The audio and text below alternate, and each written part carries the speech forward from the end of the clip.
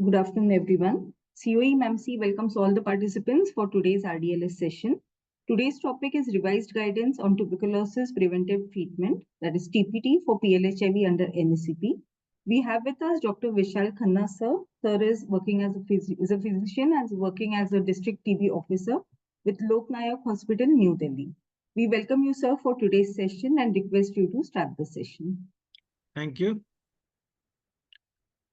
तो आज नमस्कार सबको। और आज हम पढ़ेंगे कि टीपीटी होता क्या है, ट्यूबरकुलोसिस प्रिवेंटिव थेरेपी क्या होता है, किनको देना होता है, कौन सी दवाइयाँ देते हैं, इसको कैसे मॉनिटर करते हैं और कैसे रिपोर्ट करते हैं। आपको पता है हिंदुस्तान की सरकार ने 2025 दिसंबर तक ये प्रण किया हुआ है कि टीबी को हिंदुस्तान से मुक्त कर देंगे, हिंदुस्तान को टीबी से मुक्त कर देंगे। और इसी की तरफ टीपीटी एक बहुत ही इंपॉर्टेंट कदम है। तो सबसे पहले टीपीटी होता क्या है? टीपीटी का जो फुल फॉर्म है वो है टीबी प्रिवेंटिव ट्रीटमेंट। ये उन लोगों को दिया जाता है जो कि टीबी के, जिन लोगों के अंदर टीबी के कीटाणु चले गए हैं पर अभी तक उन लोगों के अंदर बीमारी नहीं हुई है टीबी से। तो सबसे इंपॉर्टेंट बात आप समझिए कि सबसे अगर हम इन लोगों को रोक लेंगे जिन लोगों के अंदर टीबी के कीटाणु तो चले गए हैं पर किसी कारणवश से अभी तक वो बीमारी नहीं कर पाई है, और अगर हम कोई ऐसी दवा या कोई ऐसी वैक्सीन या कुछ भी अगर ऐसा दे दें जिससे आगे वो बीमारी ना बने, तो ये बहुत ही एक इंपॉर्टेंट स्टेप होगा टीबी को रोकने के लिए, और इसी को कहते हैं टीबी प्रिवेंटिव ट्रीटमेंट। ये देखा गया है कि PLHIV पेशेंट्स में, जिन लोगों को HIV है, उन लोगों में टीबी होने के 16 से 21 टाइम्स ज्यादा चांसेस होते हैं टीबी होने के। और रिसर्च से ये पता चला है कि अगर हम इन लोगों को टीबीटी दे दें तो 90% चांसेस टीबी होने के इन मरीजों में चांसेस कम हो जाते हैं। टीबीटी बहुत अलग अलग तरीकों से बॉडी के अंदर काम करता है। ये जो हम दवा देते हैं बहुत अलग अलग तरीकों से काम करता है। और जैसे कि IFNA रिस्पॉन्स को बढ़ाता है, बैक्टीरियासाइडल एक्टिविटी होती है, स्टेरलाइजिंग एक्टिविटी होती है। पर जो सबसे इंपॉर्टेंट बात है कि टीपीटी हम सिर्फ और सिर्फ उनको देते हैं जिनको अभी टीबी की डिजीज नहीं बनी है। अभी वो कीटाणु उनके अंदर आ चुके हैं पर कीटाणु ने अभी एक बीमारी का विकराल रूप नहीं लिया है, तभी हम देते हैं इसको। तो अगर आप इसकी हिस्ट्री में जाएं तो किसी जमाने में 12 से एक साल से 1.5 साल पहले हम दवा देते थे। पर आपको पता होगा कि जो ये दवा होती है ये आप उनको दे रहे हो जिनको लगता है कि वो बिल्कुल नॉर्मल है, उनको कोई बीमारी नहीं है। इसीलिए जब हम एक वो दवा देते हैं इतना ज्यादा लंबा समय के लिए उन लोगों को जिनको लगता है कि इनके अंदर कोई बीमारी नहीं है, उनको क्यों दवा दी जा रही है, तो कई बार वो मरीज बीच में दवा छोड़ देते थे। मरीज या जो हेल्दी कॉन्टैक्ट्स जिसको हम कहते हैं वो दवा छोड़ देते थे। इसीलिए अगर आप देखोगे तो इसके पीरियड को 1.5 साल से फिर साल किया गया, फिर रिसर्च और की गई, 6 महीने की गई, 3 महीने की गई, और अल्टीमेटली अब हम फाइनल रिसर्च में जो अभी प्रेजेंटली हम पहुंचे हैं जिसमें हमें 1 महीने की दवा हमें देनी होती है। जब ये देखा गया कि जब हम टीपीटी के जब हम ड्यूरेशन को कम कर दिया, जो दवा देने का जो ड्यूरेशन है उसको कम कर दिया गया, तो ये देखा गया कि जो कंप्लीशन रेट है टीपीटी का, जो टोटल लोग थे जिन लोगों ने पूरी की पूरी दवा खाई है वो 89% बढ़ गई।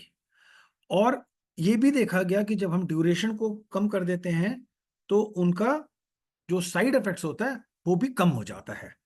तो बेसिकली ये देखा गया कि जो काफी लोग जो टीपीटी नहीं लेना चाहते थे या फिर बीच में छोड़ देते थे, उनके दो ही कारण थे। एक कारण था कि बहुत लंबा ट्रीटमेंट, और दूसरा कारण था कि उनके अंदर साइड इफेक्ट्स आना। आप ये मत भूलिए कि जिन लोगों को हम टीपीटी दे रहे हैं वो लोग अपेरेंटली बिल्कुल हेल्दी हैं, उनके अंदर कोई भी साइन या कोई भी सिम्टम ट्यूबरकुलोसिस का नहीं है। और इसीलिए अगर एक बिल्कुल नॉर्मल इंसान को आप कोई दवा दें और उसका अगर साइड इफेक्ट इमर्ज हो जाए तो वो तुरंत वो दवाई छोड़ देता है। इसीलिए रिसर्च करने के बाद हम उस दवा पे आए हैं जिसके साइड इफेक्ट्स कम से कम हो और जिसका ड्यूरेशन कम से कम हो। तो किनको टीपीटी देना है, सवाल अगला। तो टीपीटी हमें देना है हर इंसान, हर बच्चे को जो 12 साल से बड़ा है और हर 12 साल से छोटे उनको जो टीबी के कांटेक्ट में आए हैं। एचआईवी मरीजों के अंदर टीपीटी, आप बड़े ध्यान से सुनिएगा किन में देता है। एचआईवी मरीजों के अंदर हम टीपीटी सबको देते हैं 12 महीने से ऊपर के लोगों को, पर 12 महीने से नीचे हम सिर्फ और सिर्फ उन लोगों को देते हैं जिन लोगों को जो बच्चे एचआईवी से इन्फेक्टेड है, पर अगर वो किसी भी टीबी के मरीज के कांटेक्ट में आए हो। अगर 12 महीने 1 साल से ऊपर का कोई भी इंसान है, बच्चा है, एडल्ट है, एडोलेसेंट है, उनको सबको टीपीटी देना है, भले वो टीबी के पेशेंट के कांटेक्ट में आए हों या नहीं आए हों। पर 12 महीने से छोटे, 1 साल से छोटे उन्हीं बच्चों को देना है जो किसी टीबी के मरीज के कांटेक्ट में आए हों। और सबसे इंपॉर्टेंट बात है कि टीपीटी हम तभी देते हैं जब उस मरीज को टीबी नहीं है। किसी भी कारणवश से अगर उस मरीज के अंदर टीबी है और उसको हमने टीपीटी दे दिया, और सिंस टीपीटी में सिर्फ 1 या 2 ड्रग देते हैं, तो आगे जाके मल्टी ड्रग रेजिस्टेंस ट्यूबरकुलोसिस हो सकती है। तो ये पॉइंट बहुत ही इंपॉर्टेंट है कि टीपीटी उन्हीं लोगों को देना है जिनको अभी एक्टिव डिजीज नहीं है। दूसरा, regardless of ART, pregnancy, previous TB treatment, immunosuppression और कुछ भी कारण हो, इस कारण को छोड़ के कोई भी दूसरा कारण हो, सबको हमने टीपीटी देना है। सबसे इंपॉर्टेंट जो कारण टीपीटी नहीं देना वो सिर्फ एक और सिर्फ एक है कि उसके अंदर टीबी की बीमारी नहीं होनी चाहिए। अब ये कैसे पता चलेगा कि टीबी की बीमारी है कि नहीं है? तो अगर 10 साल से बड़ा है, 10 साल से बड़ा बच्चा है या कोई एडल्ट है, तो उससे हम ये 3 या 4 सवालात पूछते हैं। अगर ये सवालात आगे जवाब होते हैं कि नहीं है, तो हम लेके चलते हैं कि उनको टीबी नहीं है। जैसे खांसी नहीं होनी चाहिए, बुखार नहीं होना चाहिए, वेट लॉस नहीं होना चाहिए, और रात को पसीना नहीं आना चाहिए।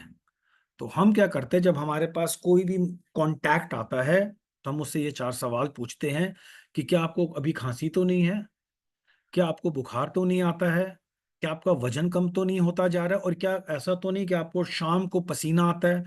अगर वो कहता है कि नहीं ये कोई प्रॉब्लम नहीं है, तो हम उसको टीपीटी ऑफर कर देते हैं। जो थोड़े और छोटे बच्चे होते हैं, उनमें हम ये देखते हैं कि कहीं उनका वेट गेन तो कम नहीं हो गया है। एक्चुअली क्या होता है, छोटे बच्चों में वेट लॉस ज्यादा नहीं होता है, हम उनमें बेसिकली देखते हैं कि उनका वेट गेन बंद ना हो गया हो। छोटे बच्चों को मॉनिटरिंग जो होता है, it is not by loss of weight, it is by fail to gain weight. वजन नहीं, अगर किसी भी बच्चे का बढ़ रहा हो, अगर बुखार आ रहा हो, फिलहाल उसे कोई खांसी हो, और अगर उससे कोई भी टीबी के मरीज के साथ कांटेक्ट हुआ है, तो पहले हम टीबी को रूल आउट करेंगे टीपीटी देने के पहले। और अगर 12 साल से 12 महीने से छोटा बच्चा है, और अगर वो, जैसे मैंने पहले भी बताया, पहले आप रूल आउट कर लीजिए कि इसके अंदर टीबी नहीं है, प्लस और वो कोई भी टीबी के मरीज के कांटेक्ट में आया है, तभी उसको टीबी प्रिवेंटिव थेरेपी मिलेगी, वरना नहीं मिलेगी। तो अब ये पूरा का पूरा जो चीज मैंने बताया वो एक डायग्राम के थ्रू बताया गया है। बार बार इस चीज को रिपीट इसलिए किया जा रहा है कि गलती से भी कोई भी कांटेक्ट जिसको टीबी हो चुकी है, उसको गलती से भी हम टीबी प्रिवेंटिव थेरेपी ना दे के बकाया उसको पूरा का पूरा ट्रीटमेंट देना है।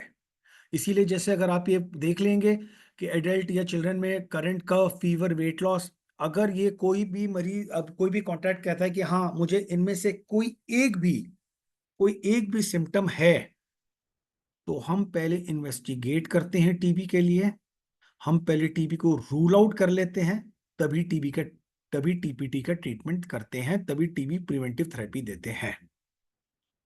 और अगर वो नो करता है कि मुझे इनमें से कोई भी तकलीफ नहीं है, तो फिर कुछ कॉन्ट्राइंडिकेशंस होते हैं टीबी प्रिवेंटिव थेरेपी को, पहले उनको दूर कर लेते हैं, तब टीपीटी देते हैं।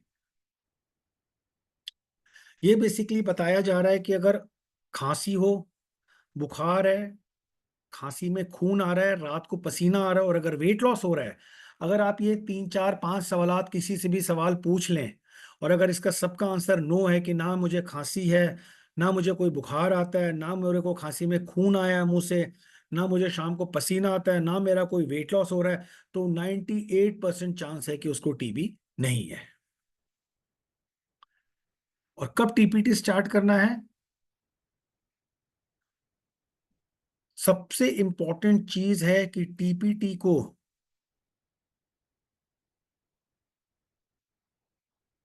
पीएलएचआईवी पेशेंट्स में जैसे भी हम एआरटी स्टार्ट करते हैं उसके साथ ही टीपीटी को स्टार्ट कर देना है। जब हम दोनों को मिला के एक साथ देते हैं तो उनकी जो वो होती है वो बहुत ज्यादा हो जाती है, जो प्रिवेंटिव थेरेपी होती है वो बहुत ज्यादा बढ़ जाती है। तो आप हमेशा याद रखिए, ये जो मैं आपको डायग्राम दिखा रहा हूं इसमें ये क्लियर दिखा रहा है कि एआरटी प्लस टीपीटी, जो पुराने जमाने में आईपीटी कहते थे, दोनों को एक साथ स्टार्ट करना है। अब बिल्कुल क्लियर हो गया कि start both ART and TPT at the same time. PLHIV have not receive TPT. अगर कोई ऐसा पेशेंट है पीएलएचआईवी का जिसका एआरटी तो स्टार्ट हो गया है पर टीपीटी स्टार्ट नहीं हुआ है, तो भी उसको अर्लीस्ट आप आइए, उसको आप स्क्रीन करिए, जो 3-4 सवाल मैंने बोला था वो पूछ लीजिए, अगर वो नहीं है तो उनको टीपीटी अर्लीस्ट स्टार्ट कर दीजिए। और कॉन्ट्राइंडिकेशंस फिर से मैं बता रहा हूं जो कि ये बहुत ही ज्यादा जरूरी है। एक्टिव टीबी डिजीज एब्सोल्यूट, कभी भी किसी भी इंसान को अगर एक्टिव टीबी डिजीज निकल गया है तो उसको टीपीटी नहीं देते हैं। बाकी जो कारण है जिसमें टीपीटी नहीं दिए जाते हैं वो है एक्टिव हेपेटाइटिस। हेपेटाइटिस होता है लिवर का इन्फ्लेमेशन। अगर वो मरीज बहुत ज्यादा अल्कोहल शराब का कंजम्पशन करता है तब भी हम नहीं देते, क्योंकि टीपीटी में जो हम दवाइयां देते हैं वो लिवर पे इफेक्ट होती है, और जो शराब पीता है उनके भी लिवर कमजोर होते हैं। अगर उनमें किसी को भी न्यूरोपैथी हो, न्यूरोपैथी होता है मतलब नसों की कमजोरी, इसमें एक दवाई होती है आइसोनियाजाइड जो नसों में हल्की सी कमजोरी कर सकता है। तो जिन मरीजों को पहले से नसों की कमजोरी है उनको नहीं देते हैं।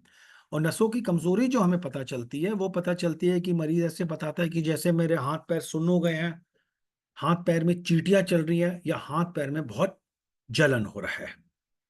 हम उनको भी टीपीटी नहीं देते हैं जिन्होंने पहले ड्रग रेजिस्टेंस टीबी की दवाई खाई है। उनको भी नहीं देते हैं जिनकी लिवर की कोई ऐसी और कोई दवाई जा रही है कि जो लिवर को भी हानि करता है, उनको भी हम टीपीटी नहीं देते, या फिर इन दवाइयों से किसी को एलर्जी है। पर सबसे इंपॉर्टेंट बात मैं आपसे फिर कहूंगा, सबसे इंपॉर्टेंट बात यह है कि टीपीटी उस मरीज को कभी नहीं देना है जिसको टीबी की बीमारी हो गई है। तो मोटा माटी आपने क्या सवाल पूछोगे? पहले टीबी की बीमारी को रूल आउट करोगे, फिर आप पूछोगे कि कोई शराब तो नहीं पीता है, कोई ऐसी और दवाइयाँ किसी और बीमारी के कारण तो नहीं है जिसके कारण उसकी लिवर पे इफेक्ट पड़ रहा हो, उसको लिवर की कोई पहले की प्रॉब्लम तो नहीं है, या फिर उसके नसों की कोई प्रॉब्लम तो नहीं है।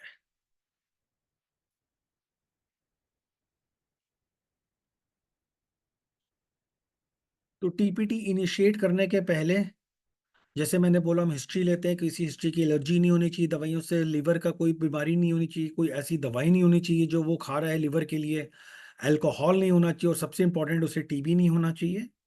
इसके बाद पर्सनल हिस्ट्री, उसके बाद हम टीपीटी हम उसका स्टार्ट कर देते हैं। जो बड़ा इंपॉर्टेंट है कि लीवर फंक्शन टेस्ट कराना जरूरी नहीं होता है इन लोगों में। टीपीटी की जो रेजिमेन लिखी गई है, जो सबसे इंपॉर्टेंट रेजिमेन है, जो मैंने कहा कि 1 महीने के लिए हम एचपीओ डेली देते हैं, जिसमें 1 HP कहते हैं रेजिमेन। 1 HP का मतलब है, 1 का मतलब है 1 मंथ, मंथ हमारे 28 दिन के होते हैं, और एच आइसोनियाजिड के लिए है, और पी रिफापेंटीन के लिए है। पर फिलहाल ये 13 साल से ऊपर वालों के लिए ही रेकमेंड किया गया है गवर्नमेंट ऑफ इंडिया से। तो 13 साल से ऊपर कोई भी पेशेंट अगर आपके पास पीएलएचआईवी का आता है और आपने उसमें ट्यूबरक्लोसिस रूल आउट कर लिया है, बाकी कॉन्ट्राइंडिकेशन रूल आउट कर लिए हैं, तो उसको आप 1 HP पे डाल सकते हैं। 13 साल से नीचे जो आते हैं उनमें जो वो हमारी पुरानी रेजिमेंट चल रही थी 6 महीने के लिए आइसोनियाजिड, वही फिलहाल भी चलेगी।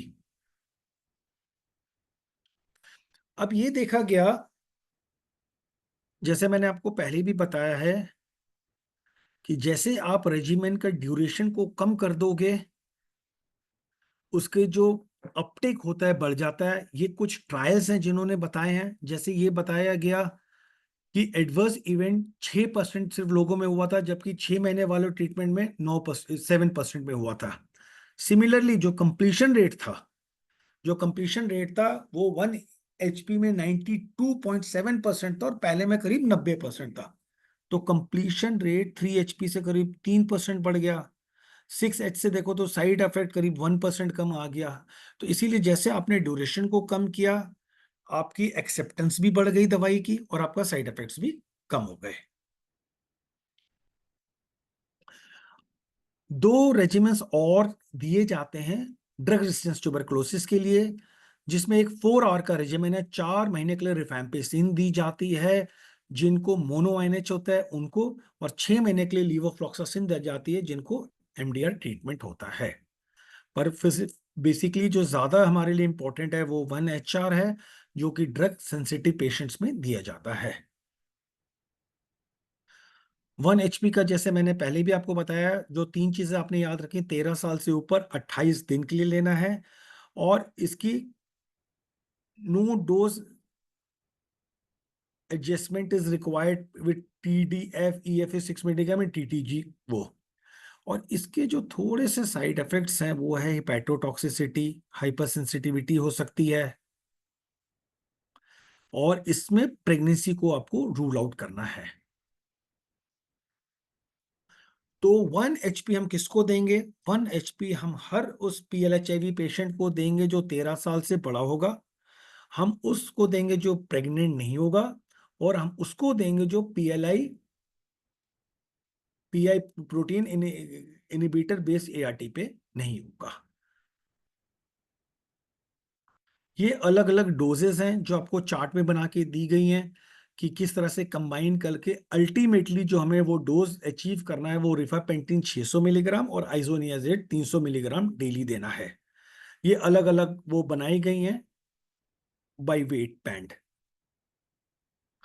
दूसरे में आते हैं 6H हम उन लोगों में देते हैं 6 महीने के लिए आइसोनियाजेड जिन लोगों को हम 1 HP नहीं दे पा रहे थे, जैसे 13 साल से छोटे, प्रेग्नेंट और ब्रेस्ट फीडिंग फीमेल्स में, और PLHIV ऑन PI बेस्ड। तो इसका मतलब है जो कॉन्ट्राइंडिकेशंस 1 HP की थे उन पेशेंट्स में हम 6H स्टार्ट कर सकते हैं। इनके भी अलग ये वेट बैंड्स हैं जो ये टेबल पे दिए गए हैं। 4 हम उनको देते हैं, एक ड्रग रेजिस्टेंस ट्यूबरकुलोसिस होती है जिसको मोनो आईएनएच कहते हैं। मोनो आईएनएच में मतलब उनके अंदर सब दवाइयां काम कर रही हैं एक्सेप्ट आइसोनियाजिड। इसीलिए हम 3 HP दे नहीं सकते क्योंकि उसमें भी आइसोनियाजिड होती है। हम 6H दे नहीं सकते क्योंकि उसमें तो आइसोनियाजिड होती है 6 महीने के लिए। तो इन पेशेंट्स को हम 4 महीने के लिए रिफैम्पिसिन देते हैं, और रिफैम्पिसिन का जो डोज है 10 साल से ऊपर 10 मिलीग्राम पर केजी बॉडी वेट, 10 साल के नीचे 15 मिलीग्राम पर बॉडी वेट, और मैक्सिमम डोज 600 मिलीग्राम। ये बहुत इंपॉर्टेंट है। अगर उम्र 10 साल से ऊपर है तो 10 मिलीग्राम पर केजी बॉडी वेट, अगर उम्र 10 साल से छोटी है तो 15 मिलीग्राम पर केजी बॉडी वेट, पर जो मैक्सिमम डोज है ये आप हमेशा याद रखिएगा, मैक्सिमम डोज का 600 मिलीग्राम तक है। जो लोगों को एमडीआर हो जाता है जिसमें ना रिफैम्पिसिन दे सकते हैं ना आइनेज दे सकते हैं, तो उनमें हम 6 महीने के लिए लीवोफ्लॉक्सासिन देते हैं। पर एक टेस्ट होता है LPA, उससे हम ये देख लेते हैं कि लीवोफ्लॉक्सासिन सेंसिटिव हो।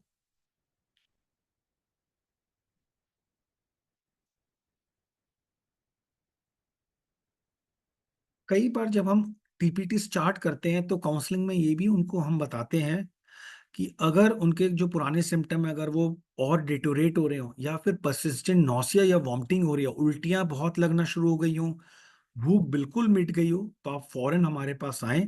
ये हम बेसिकली इसीलिए बताते हैं कि कई बार जब वो लिवर पे इफेक्ट आते हैं तो सबसे इंपॉर्टेंट सिम्टम मरीजों को यही आता है कि उसकी एपिटाइट बिल्कुल खत्म हो जाती है, बहुत सीवियर नौसिया होता है। तो अगर ये कुछ हो रहा है तो हमारे पास फिर वापस आए। और TPT की जो मॉनिटरिंग है, PLHIV जो पेशेंट को हम TPT दे रहे हैं, हर बार जब हम 4S स्क्रीनिंग करते हैं उसके साथ ही हमें उसके साइड इफेक्ट्स की मॉनिटरिंग करनी है। ये बहुत ही ज्यादा इंपॉर्टेंट है कि 4S स्क्रीनिंग करके नहीं छोड़ देना है। उससे पता करना है कि वो टीपीटी पे है कि नहीं, और अगर टीपीटी वो ले रहा है तो उसके एडवर्स इफेक्ट की भी मॉनिटरिंग करनी है हर विजिट पे। अब उसके साइड इफेक्ट्स क्या हैं, उस साइड इफेक्ट्स के बेसिस पे क्या हम टीपीटी को रोकेंगे या उसको कंटिन्यू रखेंगे या फिर कोई टेस्ट कराएंगे, ये बेसिकली वहां के जो मेडिकल ऑफिसर है एआरटी का, उसका डिसीजन होगा। इसमें ये जो आपको चार्ट दिया हुआ है कंप्लीशन में, इसमें सबसे इंपॉर्टेंट चीज है कि जो ड्यूरेशन है उस पर आप 33% टाइम ऐड कर दीजिए, और उस अंदर के उस ड्यूरेशन में 80% ऑफ द मेडिसिन चले जाने चाहिए। आपको मैं एक एग्जांपल देता हूं, जैसे अगर कोई टीपीटी, अगर बाई एग्जांपल है, अगर 100 दिन के 100 टैबलेट था और 100 दिन देना था, तो उसके 80 टैबलेट, 80% हो गया टोटल उसके डोज का, और 33% ऐड कर दीजिए, 133 डेज के अंदर 80 टैबलेट उसने खा लेना है, तो हम उसका टीपीटी कंप्लीटेड लिखेंगे।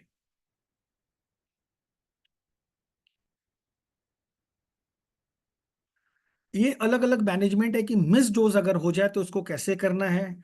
इसका सबसे इंपॉर्टेंट होता है कि आप इसके चार्ट को प्रिंट रख के अपने टेबल के नीचे लगा लीजिए। उसके बाद फिर हम देखते हैं कि उसने 80% का डोज किया कि नहीं किया। 80% डोज किया तो कितने दिनों के अंदर किया।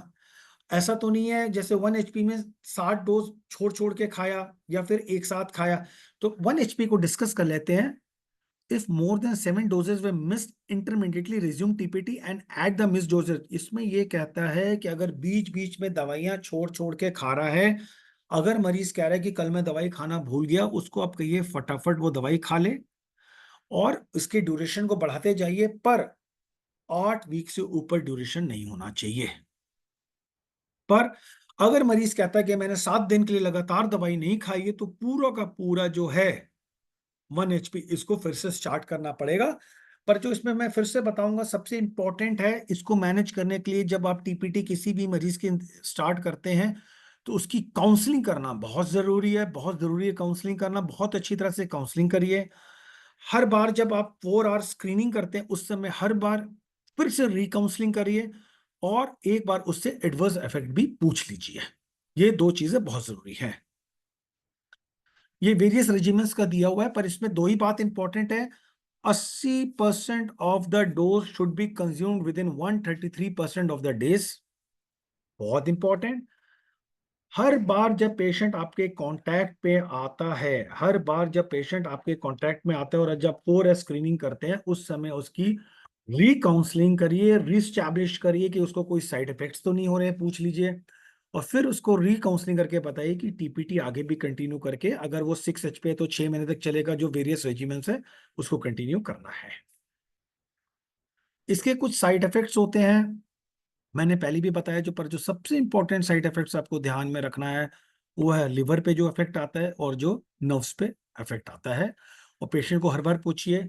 और थर्ड जो साइड इफेक्ट्स है कि पेशेंट को कोई एलर्जी तो नहीं हो गई इन दवाइयों से। अगर कोई एडवर्स सीवियर एडवर्स रिएक्शन आता है कि जैसे पेशेंट ने दवाई खाई और पूरे के पूरे बॉडी में रैशेस हो गए हैं, पूरा बॉडी लाल हो गया है, बहुत खुजली हो रही है, तो इमीडिएटली टीपीटी को स्टॉप कर दीजिए। पर माइल्ड है कि हल्की सी खुजली है, कोई उसमें आपको रैशेस नजर नहीं आ रहे हैं, खाने के बाद हल्का सा नौसिया आया, तो इसको कंजर्वेटिवली मैनेज कर लीजिए, अपने मेडिकल ऑफिसर से डिस्कस कर लीजिए। पर इस ट्राई मत करिए कि टीपीटी को छोटे छोटे चीजों के कारण बंद कर दिया जाए। स्पेशल सिचुएशंस हैं, बेसिकली ये बता रहा है कि अगर किसी को लिवर डिजीज है, टीपीटी और लिवर डिजीज हो गया, तो अगर 3 गुना से ज्यादा बढ़ गया है और उसको कोई सिम्टम नहीं है तो हम कंटिन्यू कर सकते हैं। पर अगर लिवर के एंजाइम्स 5 गुना से ज्यादा बढ़ गए हैं और उसको सिम्टम नहीं भी है, तब भी हमें इसको बंद करना पड़ेगा जब तक वो रिजॉल्व ना हो जाए हेपेटाइटिस। दूसरा है, जो हेपेटाइटिस सी वायरस की अगर कोई ड्रग्स ले रहे हैं पेशेंट्स, तो आप टीपीटी को तब तक पोस्टपोन कर दीजिए जब तक उसका वो पूरा का पूरा HCV का ट्रीटमेंट खत्म नहीं हो जाता है, क्योंकि ये उन ड्रग्स के साथ इंटरफियर करता है और उस ट्रीटमेंट को ये हार्म पहुंचा सकता है, उसकी मेटाबॉलिज्म बढ़ा के उसका फेलियर कर सकता है।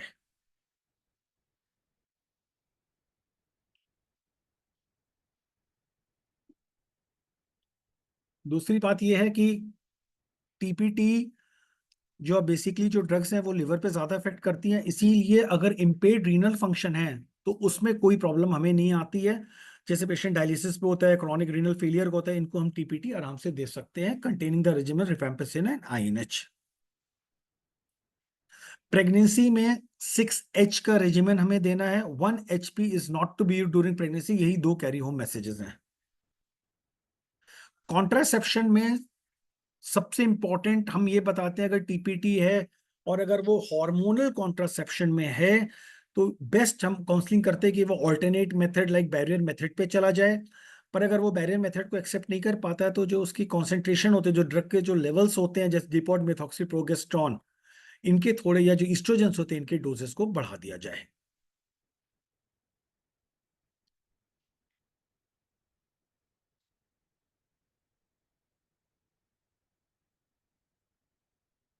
जो रिफैम्पिसिन बेस्ड टीपीटी है, अगर हम उन लोगों को दे रहे हैं जो आईवी ड्रग अब्यूजर्स है और जिनको अभी हम मैनेज कर रहे हैं लाइक ओएसटी से, ओरल सब्स्टिट्यूट थेरेपी से, तो इन लोगों में ओरल जो ये ड्रग्स होते हैं, इनका जो डोजेज होते हैं, इनको ये मेटाबोलाइज कर देते हैं तो इनका इफेक्ट कम होता है और इन पेशेंट्स में विड्रॉल सिम्टम्स हो सकते हैं। ये बहुत इंपॉर्टेंट है कि ओपियोइड सब्स्टिट्यूट थेरेपीज में विड्रॉल सिम्टम्स हो सकते हैं अगर आपने उनको टीपीटी दिया है। इसीलिए जो बुस्प्रेनोन और मेथाडोन का जो डोजेज है, इनको हमें मॉडिफाई करना पड़ता है।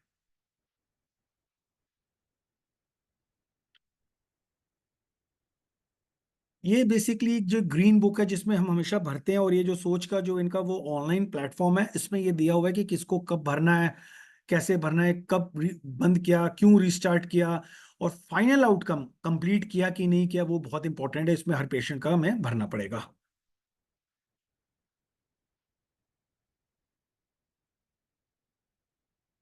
अब कुछ इंपॉर्टेंट एक्शन पॉइंट्स हैं। बेसिकली स्टेट के लिए जो सबसे इंपॉर्टेंट एक्शन पॉइंट्स हैं कि उनको जो वो ड्रग्स है वो रिक्रूट, वो जो जितने भी ड्रग्स है वो उनको वो रिक्रूट नहीं, मतलब वो अवेलेबल कराने हैं और कंप्लीट डोज अवेलेबल कराना है हर पेशेंट के लिए। ऐसा ना हो कि कुछ डोजेस आ गए और कुछ डोजेस मिस हो गए और बीच में हम ना दे पाए। इसीलिए बेटर आजकल ये होता है कि अगर जिस भी पेशेंट को आप स्टार्ट कर रहे हैं टीपीटी, अगर 1 HP, तो मेक श्योर कि उसके पूरे 28 दिन के जितने भी उसमें टैबलेट्स होते हैं, वो पूरे के पूरे टैबलेट ईयर मार्क कर दीजिए उस पेशेंट को, और उस बॉक्स से सिर्फ और सिर्फ उसी पेशेंट को देना है, कभी भी उस दवाई को स्प्लिट नहीं करना है दूसरे पेशेंट्स में। Thank you. Thank you so much, sir. The RDLS PPT and recorded link will be shared with all the participants soon. Thank you, everyone.